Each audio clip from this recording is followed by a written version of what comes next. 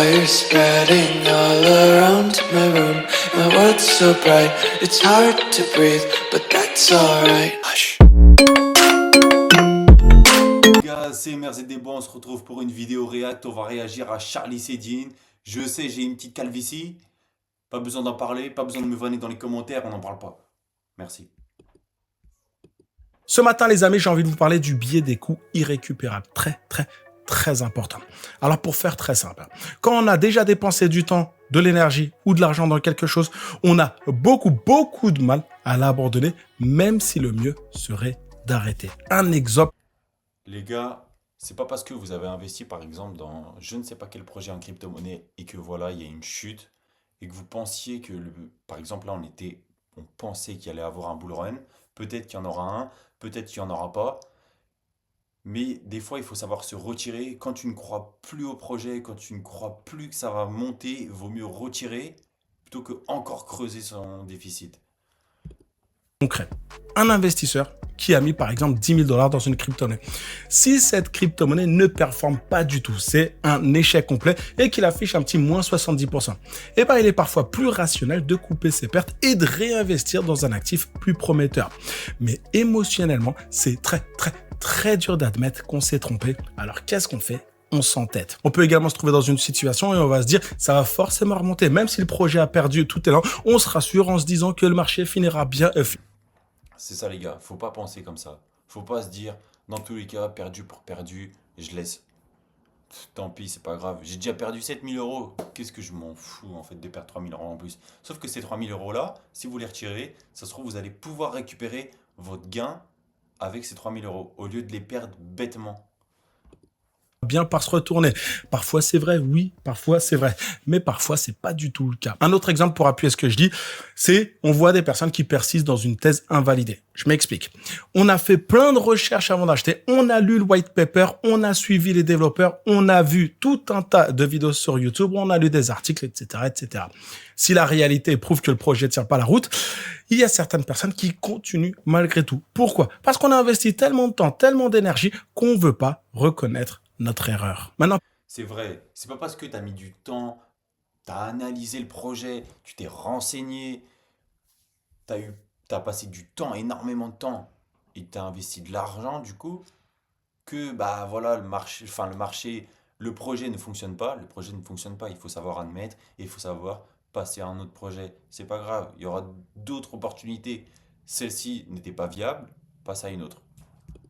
pourquoi je vous parle de ça? Eh bien, tout simplement parce qu'il y a des risques pour nos placements. Il y a des risques pour tes placements, pour vos placements. Quels sont ces risques? Déjà, on peut accumuler des pertes plus grandes. Parfois, le mieux, c'est de stopper l'hémorragie. En s'accrochant à un investissement moribond, on peut perdre encore plus. On peut rater d'autres opportunités. L'argent ou l'attention, il n'y a pas que l'argent. Il y a l'argent, l'attention, l'énergie, vous avez compris. Et C'est ça les gars, vous allez mettre toute votre attention vers ce projet qui est futile, qui au final ne va jamais performer. Vous allez perdre du temps, de l'argent, louper des opportunités. Et ça se trouve, cet argent, vous êtes peut-être déjà en perte, mais si vous aviez coupé cette perte et vous étiez focus sur un autre projet, ça se trouve, vous auriez récupéré vos pertes. bloqué sur une position zombie au lieu d'aller là où il y a du potentiel. On peut s'épuiser mentalement, continuer à suivre un projet qui sont peut-être très fatigants, peut être éprouvant. On vérifie constamment les cours, on stresse, on cherche des justifications. Franchement, c'est très compliqué, c'est chronophage à éviter. Maintenant, la question qu'on doit se poser, c'est laquelle? Comment limiter l'impact de ce biais? J'ai des petites pistes pour vous. Déjà, on peut se fixer des thèses d'investissement. Par exemple, vous investissez seulement si le projet remplit certains critères fondamentaux. Partenariat solide, team crédible, adoption réelle, etc. Vous commencez à... Parce que les gars, tous les projets, ils vont vous offrir une révolution. Tous les projets qui vont sortir dans les blockchains, ils vont tous vous mettre des étoiles dans les yeux. Vous dire, ce projet-là, c'est l'un des meilleurs projets qui va sortir sur le marché. Et du coup, vous allez vous dire, ah ouais, ça va fonctionner, c'est sûr. Personne n'a jamais fait ça. Ça va arriver sur le marché, flop, complet. Vous allez mettre je sais pas combien, flop. Et il y en a combien des cryptos qui sont créés comme ça et que ça fait des flops?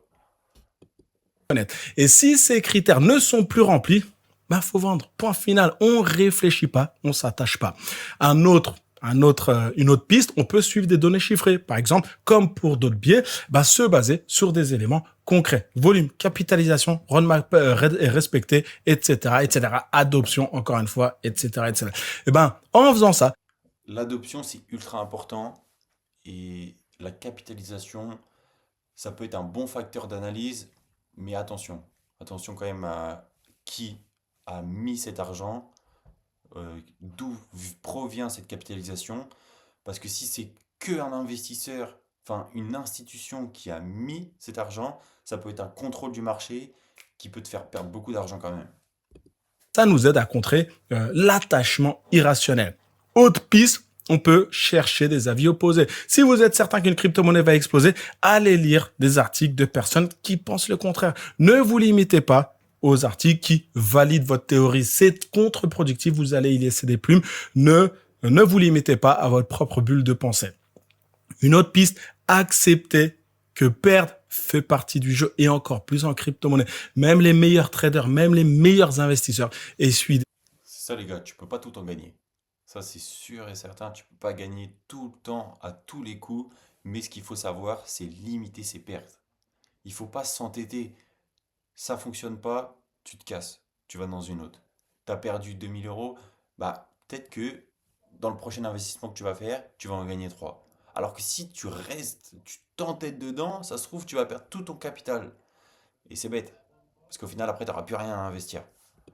Chaque mois, j'ai déjà perdu. Je dis pas que je fais partie des meilleurs. Je dis juste que j'ai accepté de perdre. L'important, c'est de couper ses pertes à temps pour ne pas couler avec le navire. Très, très important.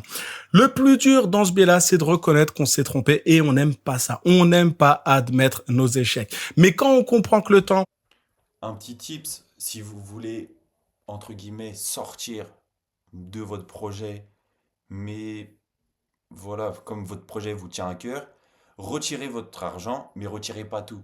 Laissez, je sais pas, 30 tokens, 40 tokens, ça dépend de combien vaut ce projet.